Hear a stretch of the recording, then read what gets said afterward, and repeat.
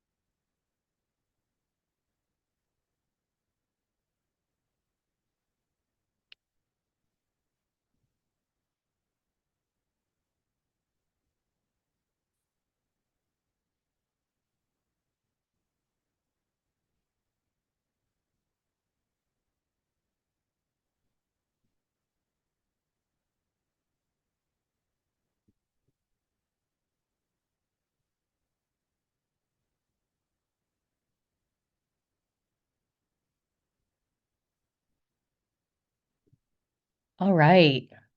Well, I know we may have some folks trickle in here in a few minutes, which is just fine, but I'm showing 5 o'clock. So I'm happy to welcome you all to another one of our Tiger Talk webinars of our summer series. My name is Casey Ford, and I serve as the director in the Gantt Center for Student Experience, where a large part of my role involves supporting our parents and families. So we do that through a number of ways through the new student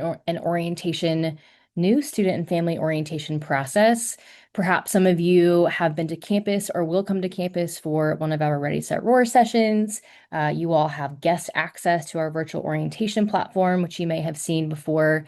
But we also offer this series of webinars all summer as a way to just get a little bit more of a deeper dive into some of the questions that you may have. We know that you likely cannot get all of those questions answered through some of those other modalities, and that some FaceTime with our incredible campus partners is super valuable. And so this is the idea of that series. And so tonight we are here to talk through all things financial aid, paying your bill, any other questions that relate to the financial component of college. So we know that there are many questions that are likely on your minds. And so we are here to present some of that content and make sure that you leave feeling equipped to support your student through that piece of their experience. All right, a couple quick notes about our environment tonight. I'm confident that all of you are much more familiar with the Zoom space than you ever wanted to be, but just a couple quick reminders. So this is a Zoom webinar. You'll notice that audio and video has been turned off. That is intentional, just so we can keep the spotlight on our panelists as they are sharing all that they have to share with you tonight. So we are the faces and little Zoom squares that you should be seeing. You'll also see that this is being recorded. So our campus partners are going to share a lot of information tonight. We understand that it may be helpful to go back and watch that recording later. Please know that you will be able to do that. I'll share a couple links here in the chat shortly that show you where you can find that, but this is going to be posted on the Clemson Family Programs YouTube page and then also shared through the Clemson Parent and Family Experience portal directly. Couple final quick notes there. You will see on your toolbar, likely at the bottom or the top of your screen, you've got a few options down there, and one of those is the question and answer button. We would ask that you use that feature and that feature only to submit any questions as we go throughout the session. So you'll see a couple other things. There's a raise hand feature, some other buttons there. We don't have a great way to address those in the style of presentation that we're doing. If you submit questions through that question and answer button, all of us as panelists have the ability to see those, to kind of tag team getting those answered, and that kind of funnels them all in the same spot. The chat feature we will use on our end to share out, again, any links or resources that accompany what you're seeing in the slides. Okay, and with that, I will pass it over to our presenters to introduce themselves. Good evening, everyone. Thanks so much for joining us. My name is Amy Burke. I am the Senior Financial Aid Counselor in the Office of Student Financial Aid, and I'm happy to have you here. Go Tigers. And my name is Chris Butts. I'm the Senior Student Financial Services Counselor, and we'll talk about the tuition bill and tuition and fee questions and that sort of thing coming up here in just a moment. Hi, everyone. I'm Christy Chambers. I am an Associate Director in Student Financial Services. I work with our customer service team, and we work to support students and their families with their billing questions. Welcome to Clemson, and we're glad to be a part of your orientation experience. Hey, everybody. I'm Anna Lewis, and I work in the financial aid office, more specifically within the scholarship realm. So happy to be here. Happy to have everybody.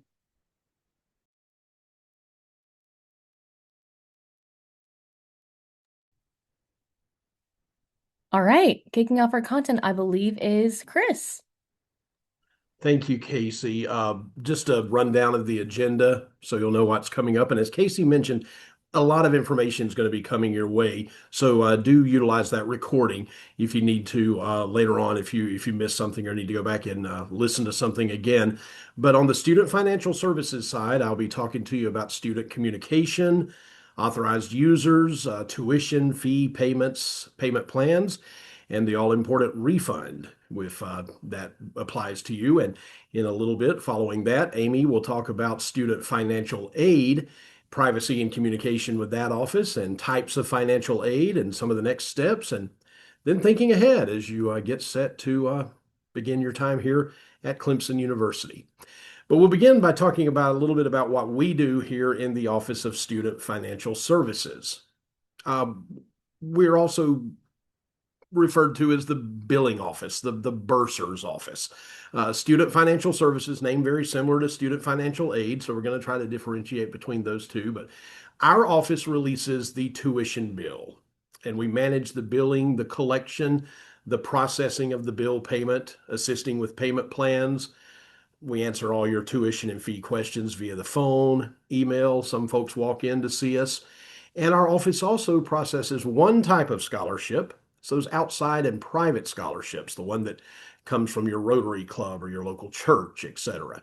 And our office, as I mentioned a moment ago, also processes refunds. When there's an overage on the account for any reason, our office is the one that will send students the refund. We'll explain how all of this works here coming up in the next few minutes, but I want to begin with student communication because that's very important aspect of what we do here.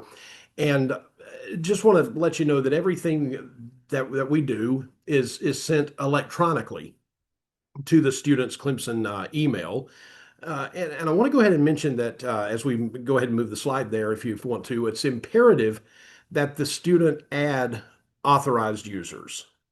I'm going to mention this several times, probably going to be tired of me mentioning it, but we'll talk more about it later. But I can't stress enough that for anyone who is responsible for paying the bill or discussing the bill with us, you must be an authorized user on the account. And I'll tell you how to do that coming up here in just a few minutes. But also want to stress that there's no paper correspondence any longer in this day and age that we live in. Students should check their student email as much as possible. We do not send emails out unless it's an important matter that needs attention. No happy birthday wishes or solicitations for charity donations or anything like that. Any email from us is either a notice of an upcoming date that you need to be aware of, or it's an email regarding something that needs to be addressed regarding the student bill. So we're only going to send out pertinent information that's going to come from our office. So students need to check that email as much as possible to make sure they're not missing something from our office. The online resource for students is iRoar, and from the student billing tab in iRoar, you can access the bill, make payments, view account activity, enroll in payment plans, many other things. Our office does release statements at the beginning of each month, and these monthly e-statements will reflect the balance on the account at the point in time when the statement was generated. It's primarily for your records. Need you to know that we do not send a new statement out each time a change is made by the student. However, by logging into iRoar or the parent portal, if you're an authorized user, you can see the bill status in real time. So if students make any changes to their course schedule, add a course, etc., they need to log into iRoar and check to see how that has impacted their bill, if in fact it has impacted it at all. They need to log into iRoar and just check that after they've made any changes, and not wait until the next monthly statement to come out to do so. If you need a new statement on letterhead in between the monthly statement period, you can find it. There's an on-demand statement option on there. And we're going to show you a screen in a little bit that's going to show you all this stuff. But the on-demand statement is a great way to get a real-time statement on letterhead anytime. That's in the iRoar student portal. That's in the authorized user parent portal. And so we'll look at that as well as some other things that we're discussing here in just a few minutes when we show you the sample screen. It's important that students reach out to us prior to dropping or adding a class to ask us how it might affect their bill. We have a lot of folks that will drop a class or add a class, and then they'll reach out to us, and it's a little bit too late sometimes to really do much about it at that time. So we do encourage students to contact us before they make a change and just ask us how it's going to impact their bill. And again, I want to mention the information that we have only goes to students unless the student has made you an authorized user. So students will need to add anyone who is going to be responsible for making those payments, or maybe have the need to discuss the bill with us at any point in time. I do want to make just one little note regarding summer start students as we get ready, because I know some of you who are with us may be summer start students. Tuition and fees for summer start students are due by June 25th. And due to the accelerated schedule of the summer semester, payment plans are not available for summer start students or global start students during the summer term. So just wanted to throw that out right there, as I realize some folks getting ready for fall may also be summer start students. So we wanted to get that information out to you in case you weren't aware of it. But let's talk about the fall now. Let's talk about those tuition and fee payments as we're looking ahead. Bills will post to iRoar on July 20th.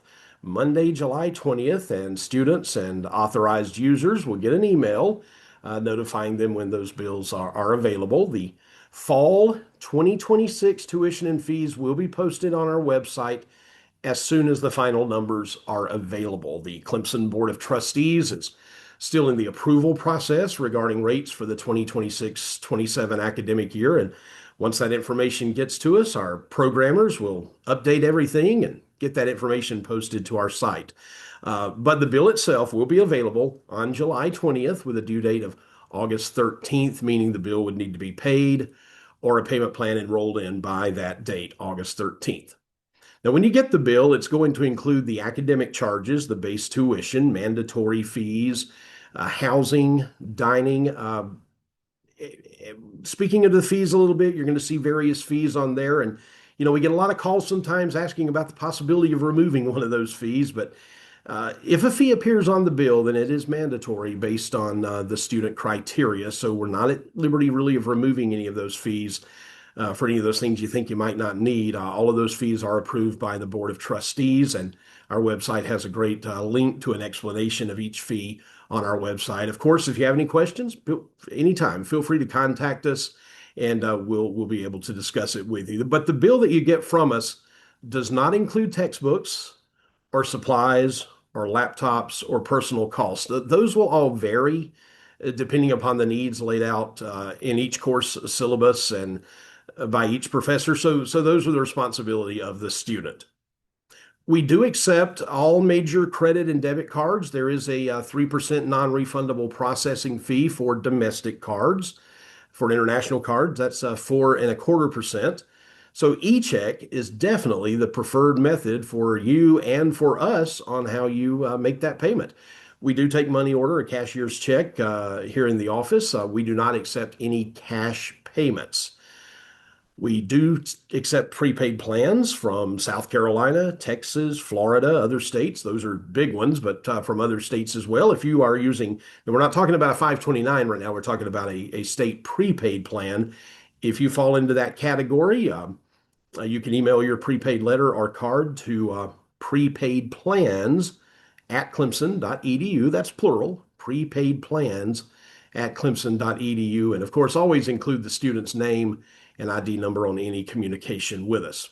Now let's talk about 529s because a lot of folks use 529s to make tuition payment. And it's pretty simple process as far as getting that initiated. You contact the 529 and let them know what to send to us. They will, some of them will still only send a paper check, of course, with that ID on it. If that's the case with your 529, don't delay because those could take some time to get to us, and you're still responsible for the payments, even if you've sent a 529 and it's not in the office yet. So now some 529 plans can electronically submit payment to us, and you can ask yours if they do. And if they do, they should have all of the pertinent information on hand already to do so. You should not need to provide anything other than the student's name and ID number to them. Even if they will not send it to us directly electronically, some of them are now recommending that they send the funds by direct deposit to your personal account, which would enable you to make an e-check payment in the portal, thus eliminating all that mail transit time because an e-check is going to post right away. And this would not have any adverse impact on your taxes, as the 529 will provide a 1099-Q for you for that purpose at the end of the year. So they're not really tracing where it's going per se. We would like to note, I always like to tell people that we do post checks on the same day they arrive in our office. In most cases, we don't have a stack of checks sitting around unposted. So if you log in to the parent portal or iRoar in the evening and you don't see your check posted, then that will indicate that it's not been received in the mail here in this office as of that day's mail delivery.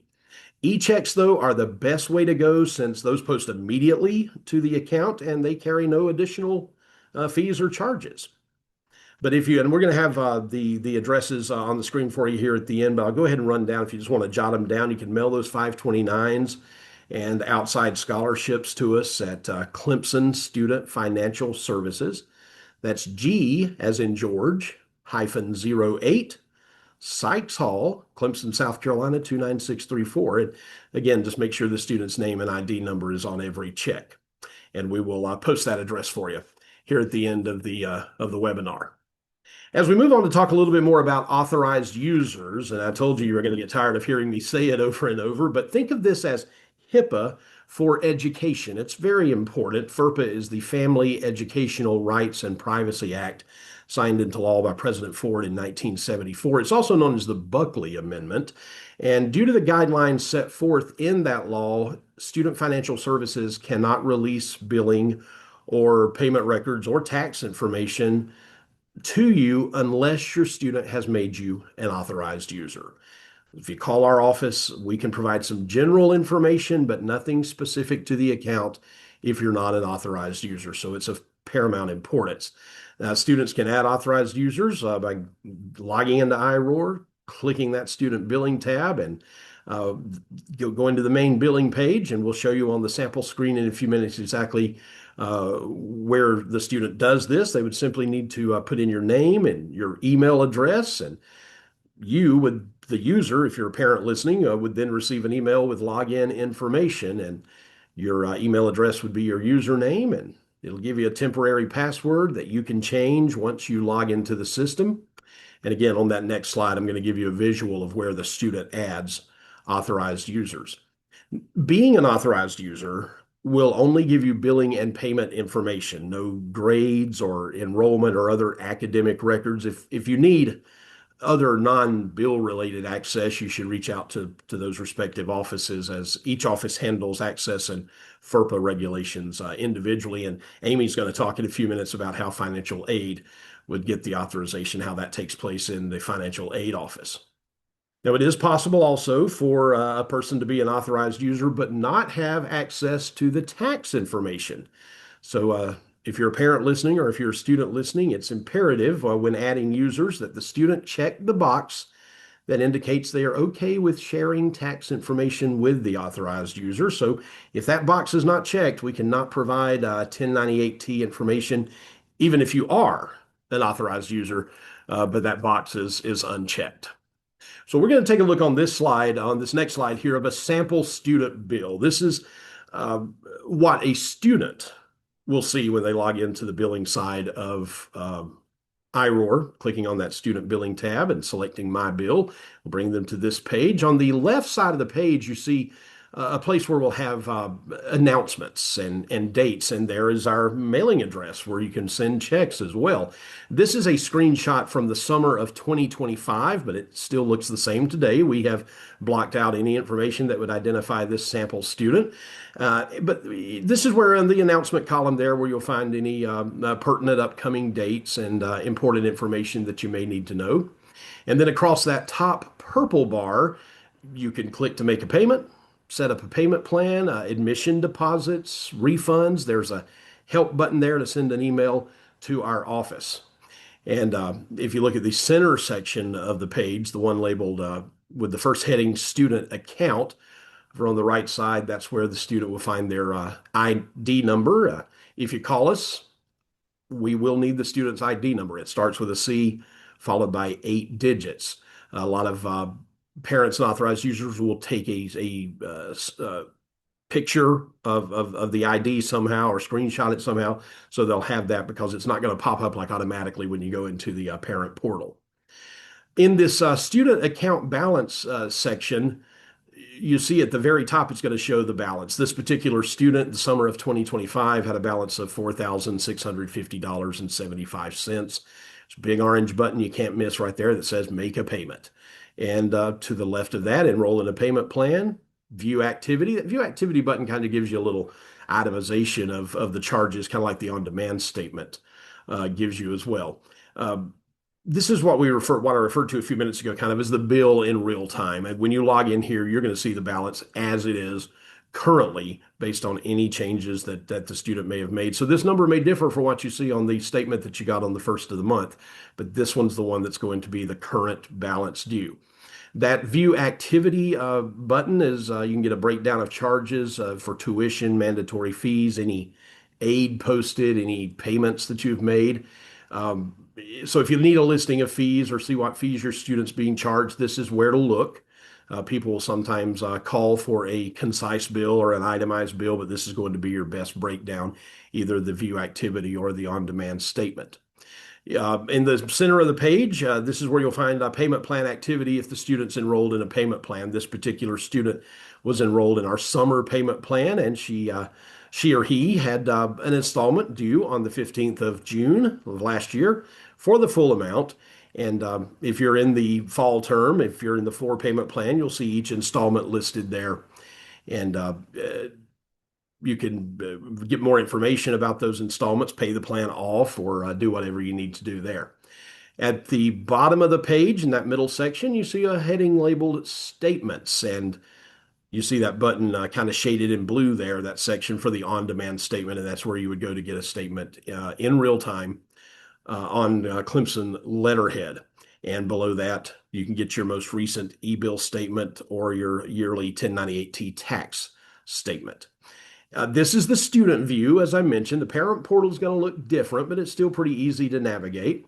And on the right side of the page, you're going to see My Profile Setup. This section is not seen on the parent page because this is where students go to handle business they need to take, that they only can take care of. Like you see the first one there as authorized users. This is where the student would click to add mom, dad, next door neighbor, whoever needs to be an authorized user. They would click that button.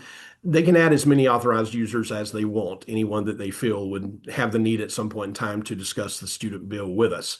So they click there for authorized users. Electronic refunds is at the bottom. This is where the student would set up an e-refund, which we'll talk about in more depth in just a few minutes, but that's an important one as well. Keep in mind, though, that I will go ahead and mention that students are the only ones who can add an e-refund account, since the bill is being paid on their behalf, we refund any overage on their behalf, so they have to be the ones to set up where a refund goes. There is one exception to this. We'll discuss that coming up in just a few moments. And we'll move on and talk a little bit about the payment plan as you get ready to plan for the fall term.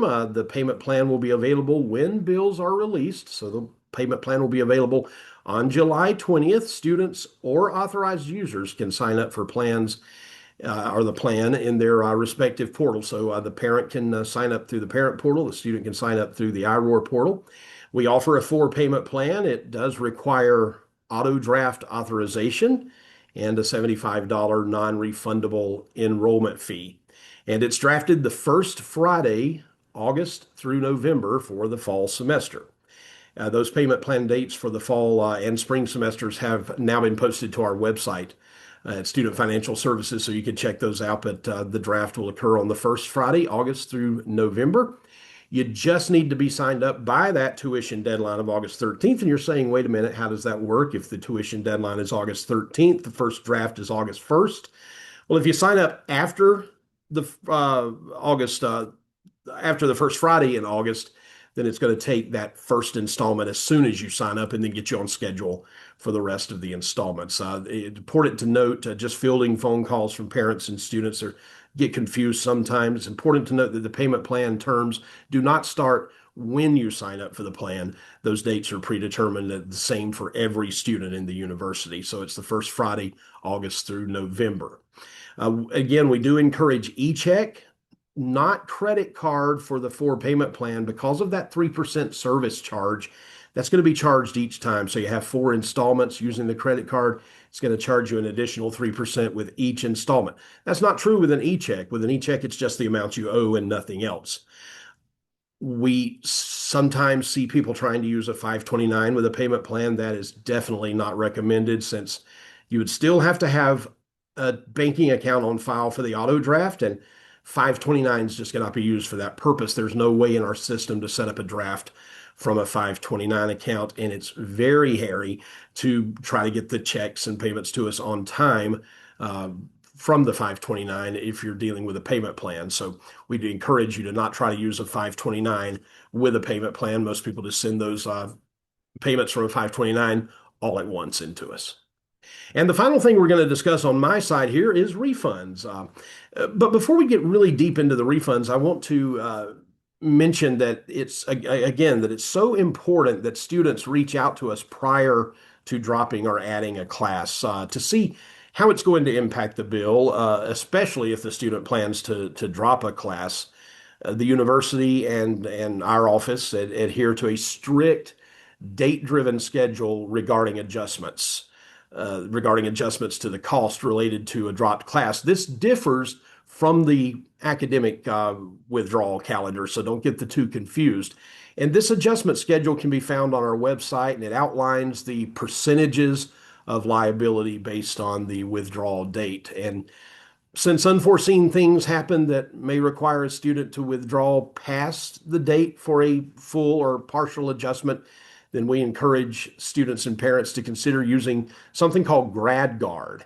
It is a third-party tuition insurance that might help you recoup some of the fees should a withdrawal be required, even after that time where there's any chance to get a refund from the university. And you can find out more about GradGuard on our site or at GradGuard, that's GradGuard.com/tuition.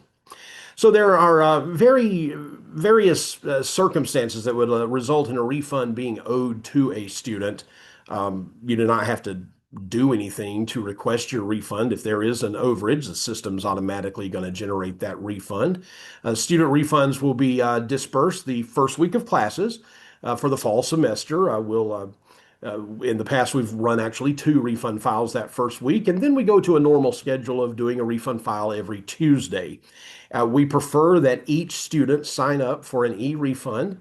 I showed you on the screen a few minutes ago that same area where they add authorized users on the billing page, and that will allow us to direct deposit the refund into the student's indicated bank account. And that can be anyone's bank account. It can be mom's or dad's or the joint account or the student's own account.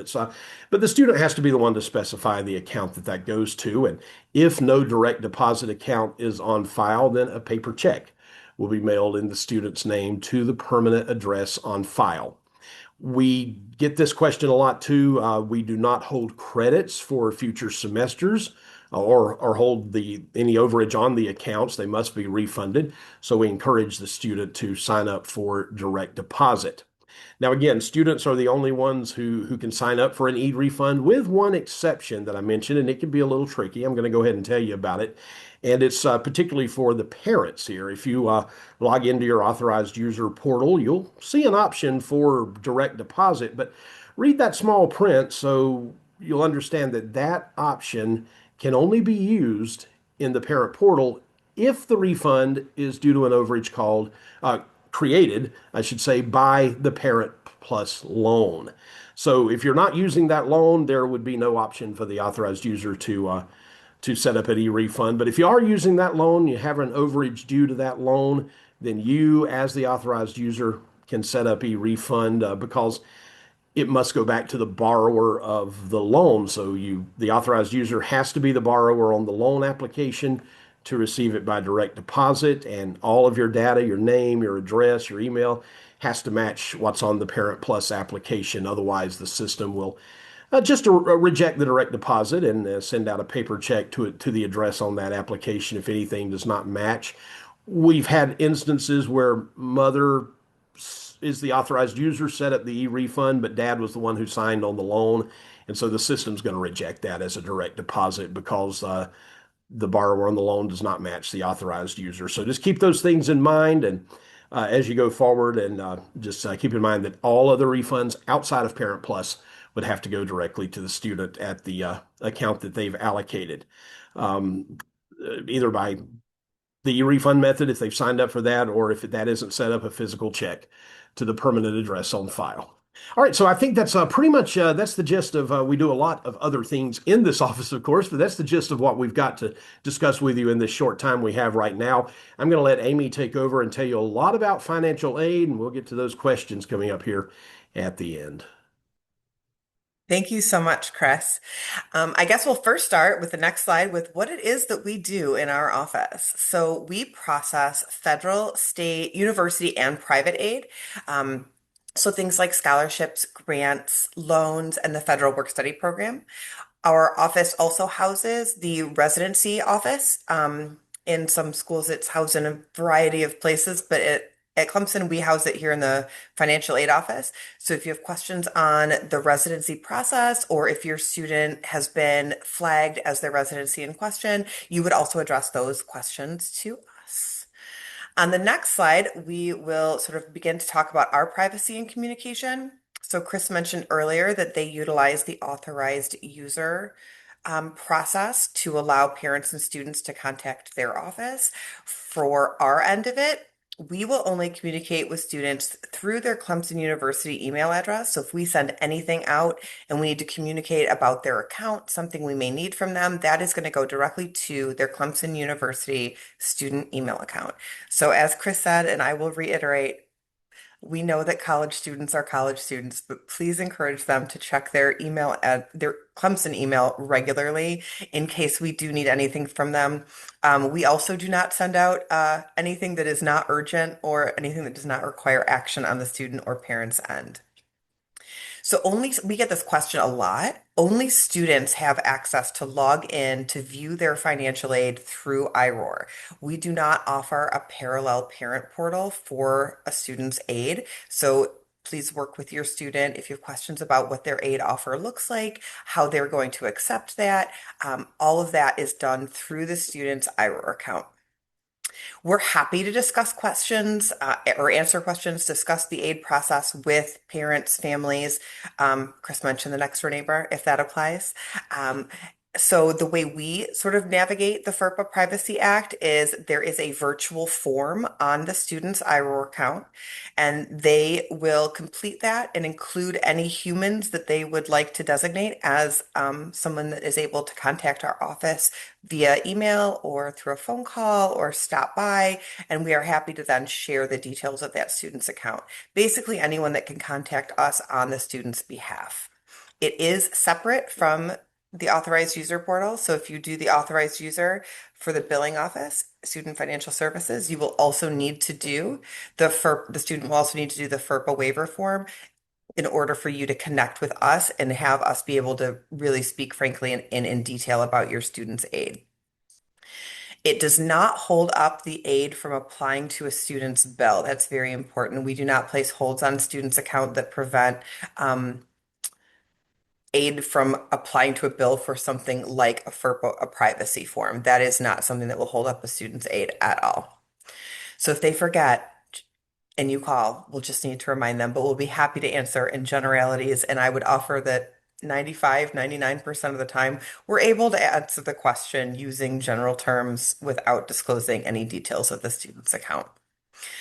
So on the next slide, we're sort of going to get into what the Summer Start program looks like. So that looks a little bit different than our regular fall and spring terms.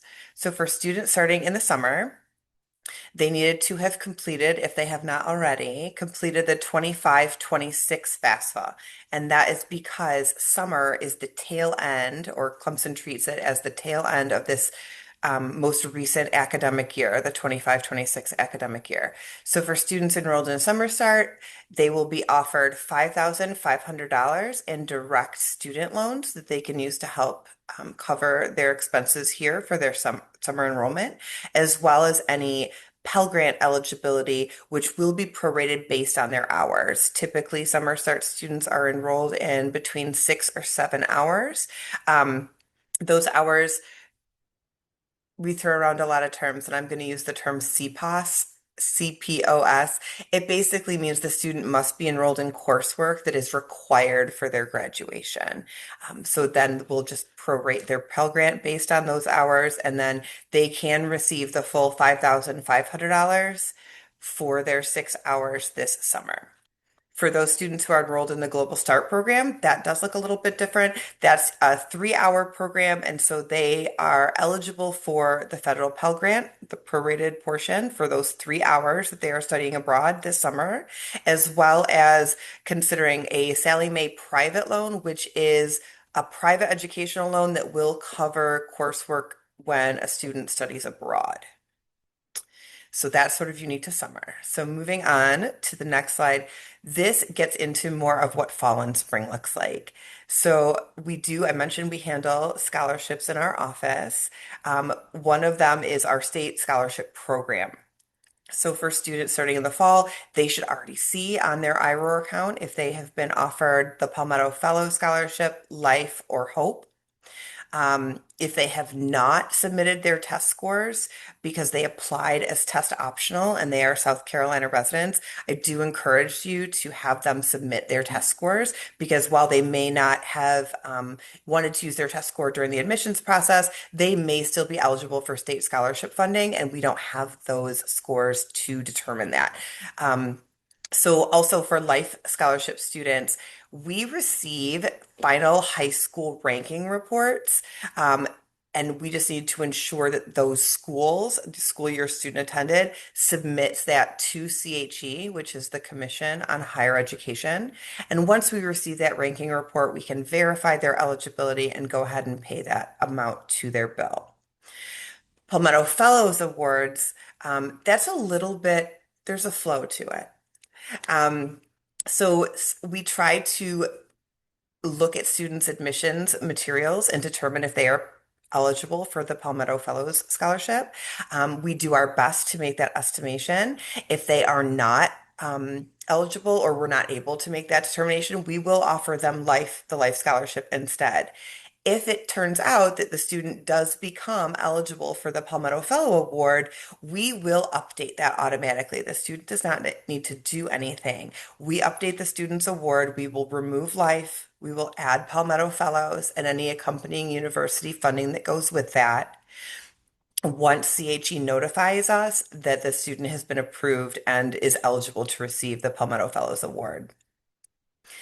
Anyone here who might be a transfer student or a parent of a transfer student who have life or Palmetto Fellows and are transferring those funds to Clemson, we will update that as well. We just need to wait until for life, the transfer admissions office reviews those final college transcripts from their former institution. So once we get that, we can confirm that they have maintained their eligibility and we go ahead and add the life scholarship.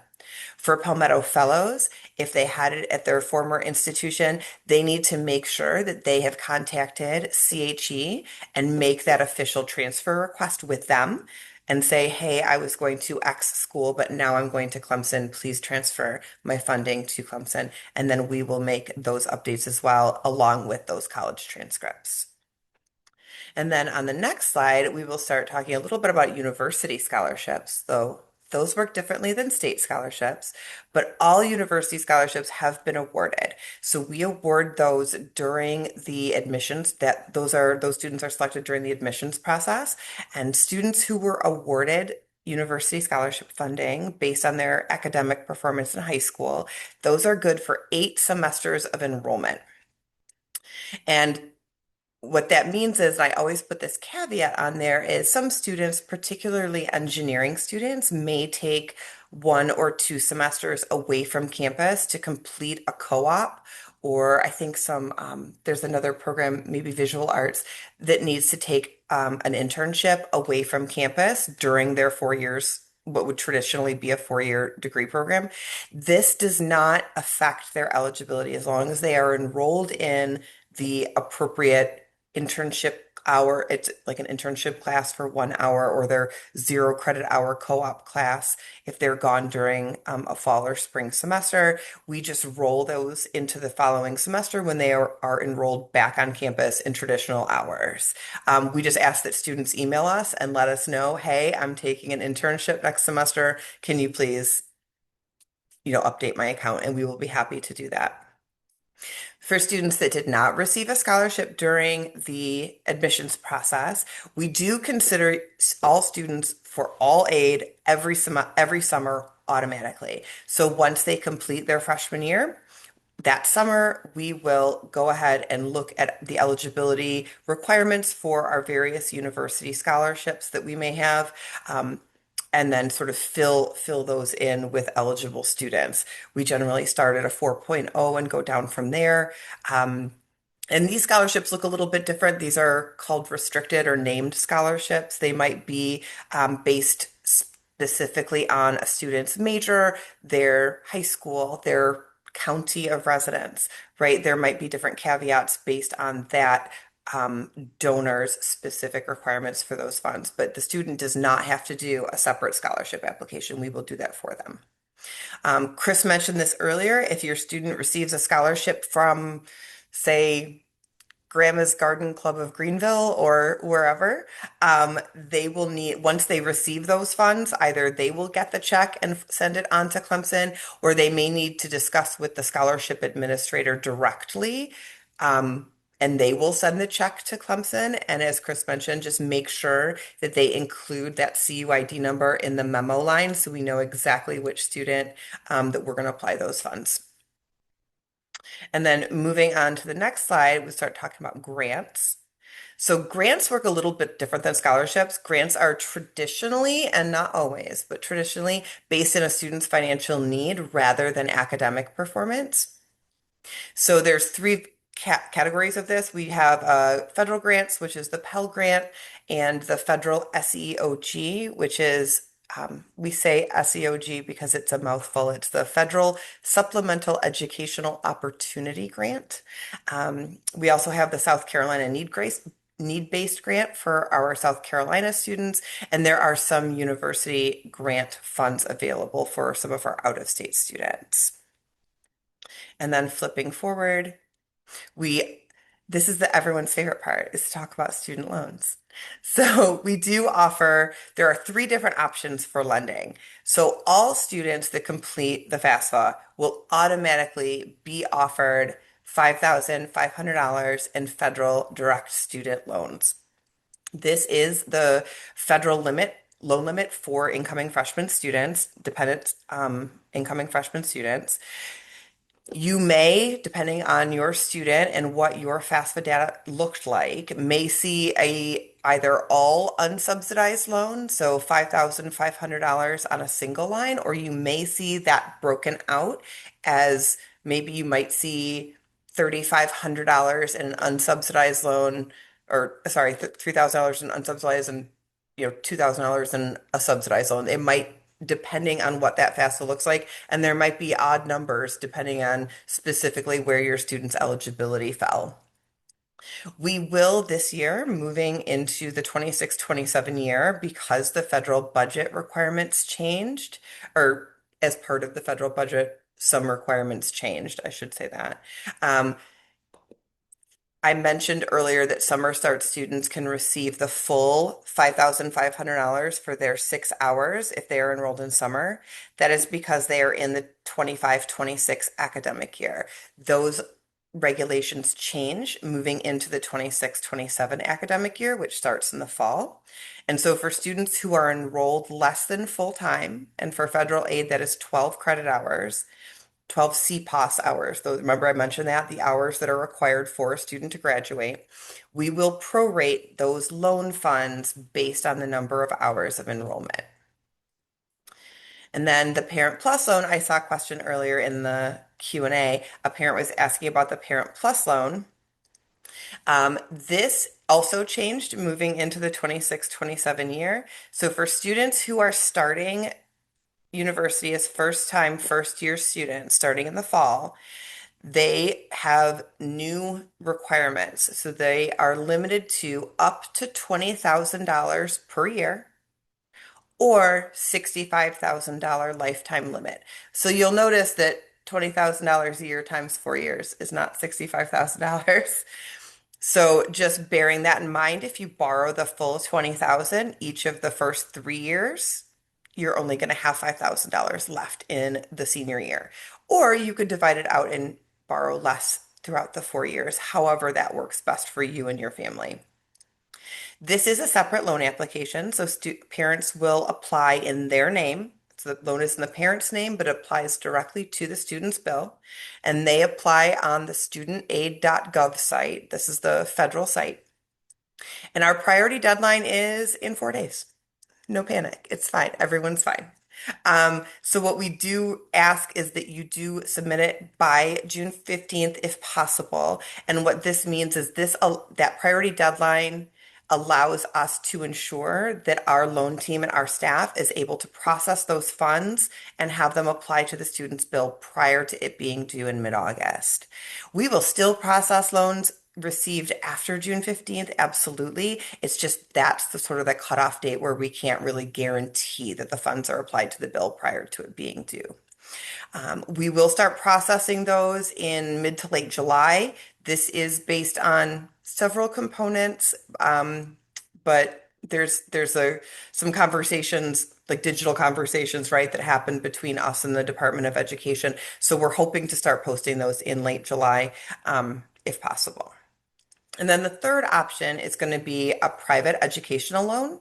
So this is a loan where the student is actually the borrower and the parent, and it doesn't have to be a parent, but any age-appropriate credit-worthy cosigner is on board with the student. And then the student can then borrow the remaining, up to the remaining cost of attendance. So if their cost, and I'm going to make up numbers, if their cost of attendance is, call it $40,000, and they've borrowed $20,000 in a Parent Plus loan, and they have $5,500 in the federal direct student loan. I don't know if I can do math that fast. 20, 15, 14.5. That means they can borrow that in the private educational loan. I can do math that fast. Also, that is a June 15th deadline. And again, you're going to start seeing those posted in late July. Okay, moving forward to the next slide. A lot of questions surrounding how aid applies to a bill. We will If a student looks at their iRoar account, they'll actually see how it applies. There's 3 columns on their iRoar account. There'll be a fall column, a spring column, and then a total column. And that is, in fact, how it applies. We will take the total amount of their aid, we will divide it in half, with the first half applying to their fall bill and their second half applying to their spring bill. So if you apply for a Parent Plus or private loan, my personal recommendation is to do it for a full year if you know your student is going to be enrolled both fall and spring terms. And that's just because it's one less application to remember to do. It is one less check on your credit score, right? And then spring, you don't really have to do anything in the spring. You do it all in the summer. It applies to fall. The spring bill is released. Your aid is already sitting there as pending aid. Of course, you can choose to do it by the semester, and if you apply for X amount of dollars for fall and then Y amount of dollars for spring, we will process those separately and apply those to the corresponding bills each term. Private and outside scholarships, we apply these however the scholarship administrator indicates. So some scholarships will come as $1,000, but there's no caveat. We'll apply that all to the fall bill, or the billing office will apply that all to the fall bill. But it may say $1,000, please divide equally between fall and spring, in which case we will apply 500 to the fall and 500 to the spring. Your student may have been offered the Federal Work-Study Program, which is an opportunity for your student to find a job on campus and earn a paycheck every 2 weeks, right? Twice a month. And they get a paycheck. They can use that for things like pizza and jeans, their sorority dues, whatever it is they need. But those funds do not apply directly to a student's bill. Rather, they get a paycheck and they can manage those funds as they see fit. Moving on to the next slide. I did talk about this. A lot of times people ask about how they qualify. So students needed to have, when they completed the FAFSA, needed to have an SAI of less than 10,000. And on the FAFSA, they also indicate, are you interested in the Federal Work-Study Program? And they would have had to click yes. Once the student does accept their Federal Work-Study offer, they will receive a separate email from our office in July, and it talks specifically about how to begin the application process. We have any number of offices that are hiring Federal Work-Study students, and so they begin that application process with those offices. They submit a resume, they go for an interview, they decide on a start date, the number of hours they'll work, etc. It's just like a job. To a student, it's just like any other job, right? It's just they're working on campus in a Federal Work-Study position. If students were not awarded the Federal Work-Study, they can still find a job on campus. Absolutely. I encourage students to reach out to the Michelin Career Center. And if you come to campus during orientation, or if you have not yet come to campus during orientation, it is on the 3rd floor of the Hendricks Student Center, which is at the back of campus. They're a wonderful resource for helping students with employment opportunities. And then moving forward, I mentioned that the residency office is housed in our office as well. So if your their residency is currently being questioned, they should have received a separate letter and email saying exactly that, and then what to do, including links. And those are also on their iRoar account, things that they need to do in order to confirm the fact that they are in fact South Carolina residents. We get a lot of questions about how does my student establish residency as a South Carolinian. South Carolina state law actually dictates this. So it prohibits dependent students from establishing residency on their own. So new students that are coming in the fall should assume that they will pay, if you are out of state, should assume that they're going to pay non-resident tuition from enrollment through graduation. Now, if the parents or the dependent student is planning to relocate to South Carolina fully, absolutely contact us and we can talk you through what that residency application looks like.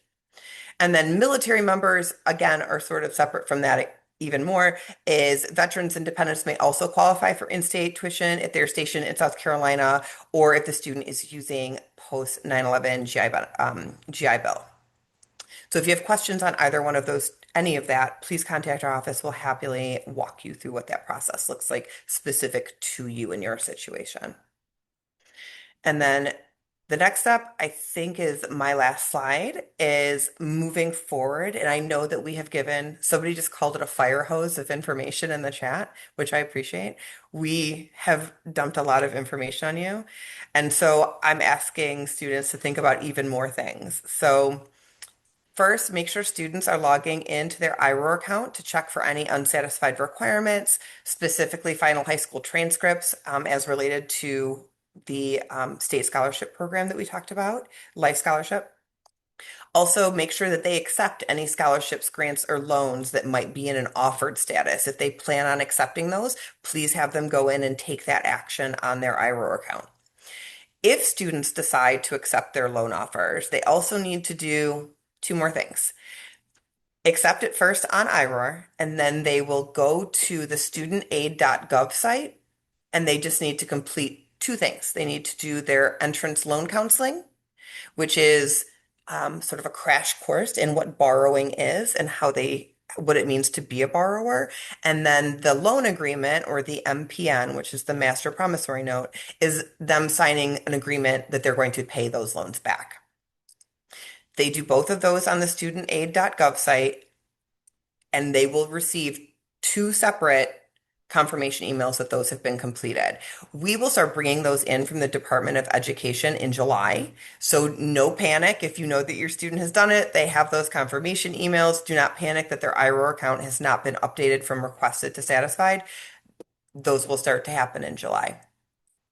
We already mentioned those gaps that we may want to cover financially. So if you do need to do either a Parent Plus loan and or a private educational loan, please do that by June 15th or as soon as possible as your schedule allows. And then I talked earlier a bit about how the Pell Grant and the federal student loans will be prorated based on enrollment. And scholarships also require 12 credit hours. So just ensure that students, as freshmen, they will be in 12 credit hours minimum. They're going to do the academic advisor process. They will make sure that they are enrolled full time. But as students maybe add or drop classes, they may go up, down in their enrollment, and know that aid and the bill updates in real time. So they should not panic if they plan on adding another class in the next 10 minutes, 15 minutes, whatever it is, but just ensure that they are enrolled full time to ensure their aid is paying to their bill. Chris and I we've both said it and we'll say it again. Please have them monitor their bill and their financial aid just to check to see how that adjustment in schedule or enrollment affects their balance, any credit or adjustments that may have been made. Students who have scholarships also need to be aware of how to renew those for next year or for their sophomore year. University scholarships, that's Clemson money, does require students to complete 24 credit hours with a 3.0 Clemson GPA.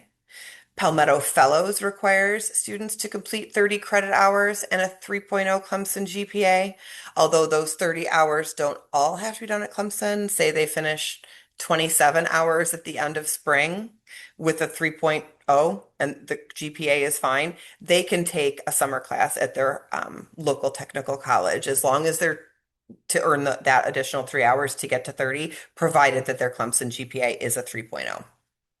And then for Life Scholarship, that's a little bit more flexible. That is an average of 30 hours each year and a 3.0 all college GPA. And that does include AP and dual enrollment credits. So some students may come in with, 15 credits in their back pocket. So maybe they finish their freshman year and they have, 45 credit hours and they really only need 30. So just know that all of those hours and those GPAs count from all the various places that they have been enrolled in the state of South Carolina for the Life GPA. And then looking forward to sophomore year, I know they just graduated high school 5 minutes ago, but the FAFSA for 27-28 opens in the fall of 2026. And our priority deadline for students who are continuing is April 1st. So you have a little less than a year before you need to worry about that. And I think that is me. I'm done. And now we are open for questions. If anyone wants to pop them into the Q&A, we're happy to answer those aloud. And we've answered a number of them already, which were relatively general questions. But I wanted to go ahead and talk about this other one because we've gotten this question a few times. I'm going to ask you, Amy, to pop back on if you would about how students can get reevaluated if their FAFSA information is changed drastically and what that process looks like and, sort of what those expectations should be of those appeals. Absolutely. So we understand that things change because we're using income data from 2024. So and I'm using an example here. Let's say parents were married in 2024. They are subsequently no longer married, right? Income looks different. We need to divide out a joint return. What does that look like? Every single appeal is individualized because it's called a special circumstance or professional judgment. It is unique to that student's particular situation. So the best way to do this is to reach out to our office directly, pop us an email, include the student's Clemson email address, tell us a little bit about what's going on, and you and your counselor, financial aid counselor, can sort of go from there in determining what the next best steps are for you and for your student. Timing wise, because summer, counterintuitive to summer break, the financial aid office experiences and the billing office, absolutely our busiest season is during the summer because we are spending our summer evaluating aid eligibility and processing initial aid for all students to make sure that bill is as satisfied as it can be with their eligible aid prior to the bill being due in August. That being said, for any additional aid for which a student may be eligible due to a special change in circumstance, we start looking at those after the start of the school year in the fall. And I also put a little asterisk on there because the submission of an appeal is not a guarantee of additional aid. So we don't want students necessarily banking on something. We want them to make that financial plan based on their current aid offer. And if they are eligible for federal Pell Grant funding, which is what we're looking at during that appeals process, we will retroactively apply that aid to a student's bill. So if their balance is zero and we determine they're eligible for any Pell Grant funding or additional Pell Grant funding, if they're already eligible for some, that will come back to the student as a refund.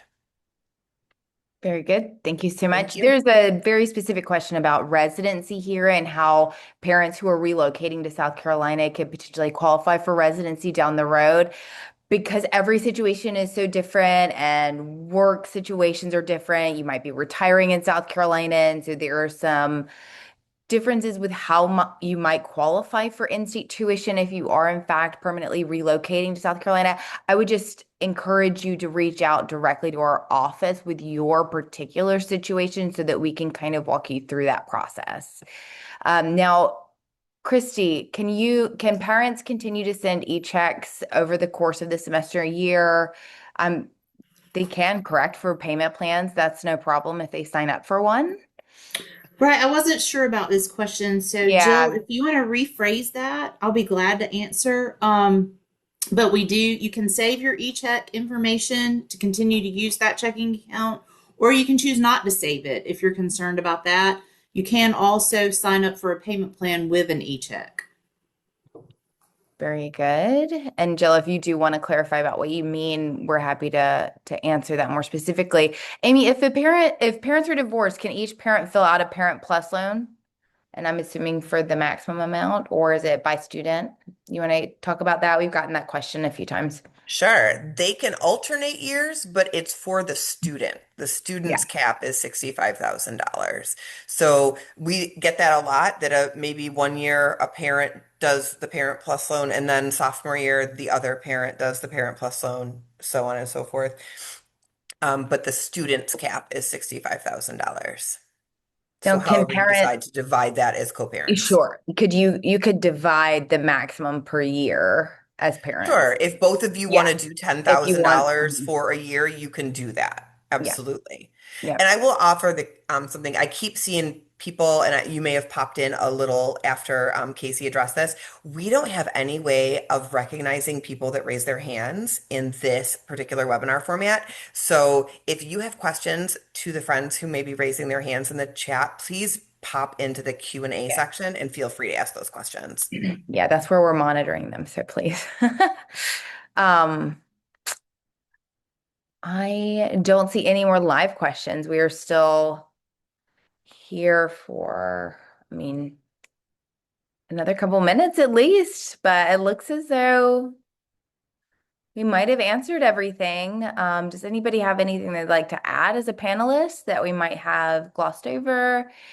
Can we get a print of the Q&A? That's a Casey question. Regarding residency, who do I contact? You just send an email to the Fin8 office, which I will type in your question, and we'll direct it to the residency director and her assistant and her grad assistant. First payment will be applied when, Christy? I'm assuming you mean the payment plan, Paula? I'm not entirely sure what their question means. Maybe due date. I don't know.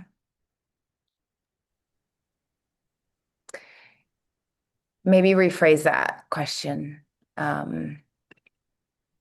If a financial appeal was submitted in the last month or so, when should they expect a decision? Amy, do you want to talk about that one more time? Yeah, of course. We will start looking at those after the start of the school year in the fall, usually after about September 15th or so. We review them in the order in which they were submitted. So we have some that were submitted as early as April, right? March, April, from early decision students. So we start reviewing those and we will contact the student with an update once we are able to navigate down to their file. So I would expect in the fall. Very good. And somebody has asked about Palmetto Fellow requirements. They have a student who's transferring in 15 hours of dual enrollment from Greenville Tech. And does that qualify for the 30 hours needed to renew Palmetto Fellows? And it does not. So Palmetto Fellows is very strict about when you need to earn your hours for renewal. It has to be within that academic year. So for this particular student, they would still need to earn 30 hours at Clemson or somewhere else between fall, spring, and summer of 26-27.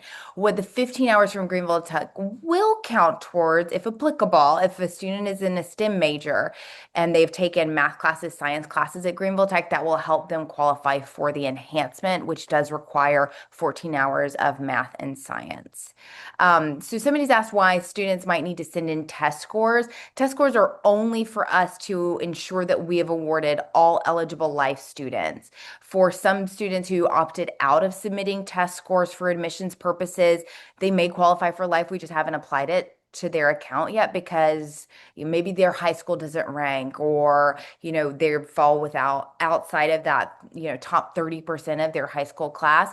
We would need qualifying test scores to award life correctly. I'm assuming this is the due date. So the bills will open around July 20th and they're due by August 13th. Very good. And Trina's asked about her high school transcript and with regards to the life scholarship, we will continue to review and award life. It is not a one and done. So as students start submitting their final transcripts and all of those things, we will continue to award students who are eligible. Is there a time for applications for state veteran dependent funds and get it done before? So for this particular question about VA benefits, if you are talking about like Chapter 33 or Chapter 35 benefits, I would recommend you reach out to the VA benefits office. Their email is vabenefits@clemson.edu. If you are a South Carolina resident utilizing Chapter 35 and plan on using those and are requesting the free tuition waiver, then that's an entirely separate process that is all handled by the state. And so if we get the letter from the South Carolina VA department that you're eligible, we will do our best to apply the waiver, but it is, summer is always crunch time. It's always hard to do everything, in time. So test scores, any eligible test scores would be sent through College Board. So we're talking about SAT, ACT scores that would qualify you for the life scholarship. Those have to be submitted through College Board. They'll go through the admissions office and we'll get them pulled into our system. And if you're referring to maybe the student taking summer two classes, then yes, you would not see a bill until she's registered for those. If you're referring to fall, all of those bills come out on July 20th. If she registers after July 20th, then it will appear at the time of registration. I think I'm understanding that question correctly. Very good. Thank you. Then somebody's asking about whether or not a student can still qualify for life if they haven't taken any test scores. And the answer is yes. If they have a final high school ranking report that indicates that a student was in the top 30% of their graduating class, that needs to be submitted to CHE officially. So the Commission on Higher Education reports all of the ranking reports. So they need to be in the top 30% of their class, and they need to have at least a 3.0 or higher GPA in their high school class to qualify. So yes, there is still a possibility without test scores. Qualify for a hope.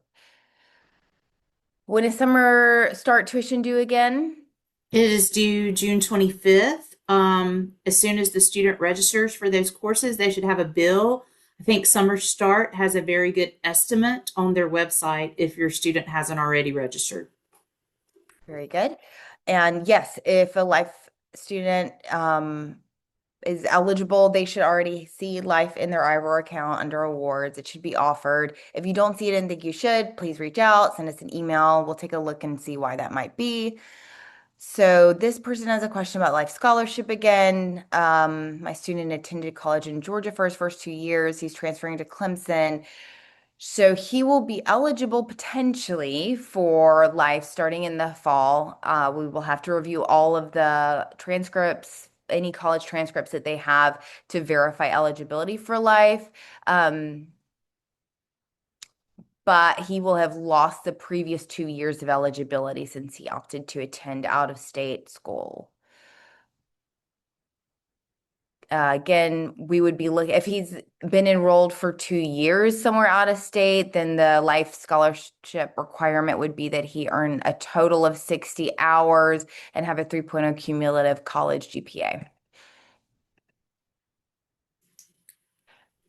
Anne's question, when the student registers, that will give us the information we need to be able to generate a bill. If it's before July 20th that the student registers, then they would have a bill when the bill opens. If it's after July 20th, then the bill would be available as soon as registration is complete.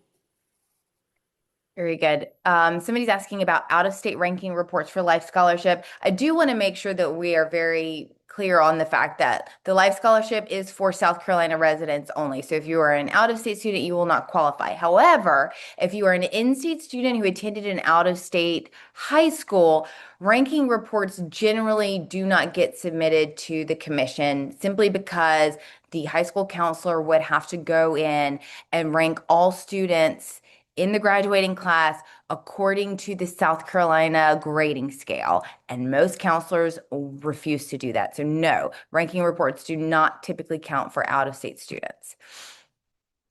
Is there scholarship for top 30%? Yes. Very good. It is only for in-state students. The Life Scholarship, Palmetto Fellow Scholarship, and Hope Scholarship are only South Carolina resident scholarships. The FAFSA application for the student website. Yes. That is correct.